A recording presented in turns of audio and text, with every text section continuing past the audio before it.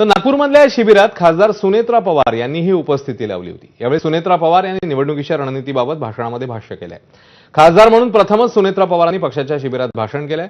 तर सुनेत्रा पवारांनी केलेल्या सूचनांचं पालन आपण केलं असतं तर पक्ष कुठे गेला असता असं वक्तव्य अजित पवारांनी केलंय। पण जर आपल्या राष्ट्रवादी काँग्रेस पक्षाला राष्ट्रीय पातळीवर नेऊन उभं करायचं असेल तर आपल्याला विचारपूर्वक विस्तार करावा लागेल। निवडणुकीच्या रणनीतीबाबत लॉंग टर्म प्लॅनिंग म्हणजेच यापुढील 15 वर्षासाठी यामध्ये काम करावं। मीडियम टर्म प्लॅनिंग यामध्ये 2029च्या निवडणुकीसाठी प्लॅनिंग असावं आणि शॉर्ट टर्म प्लॅनिंग म्हणजे येणाऱ्या स्थानिक स्वराज्य संस्थांच्या निवडणुकीसाठी प्लॅनिंग असावं। उल्लेख सुनेत्रा पवारांनी केला की कोणाला उमेदवारी दिली पाहिजे, काय केलं पाहिजे, तर आता ते मला जास्त चांगलं लक्षात ठेवावं लागेल।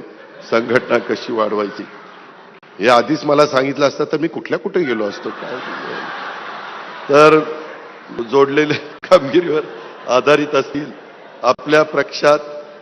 परंतु तुम्हाला मी सांगतो, याच्या आधी मी भाषण करायचो त्यावेळेस रात्रभर माझा पाठ म्हणजे गृहपाठ व्हायचा आणि मग सकाळी भाषण करायचो। आता फक्त असं झालंय की त्यांनी भाषण केलं आणि मी पण भाषण करतो। माझा रात्री गृहपाठ झालाय त्याच्यामुळे त्या पद्धतीनेच चाललंय।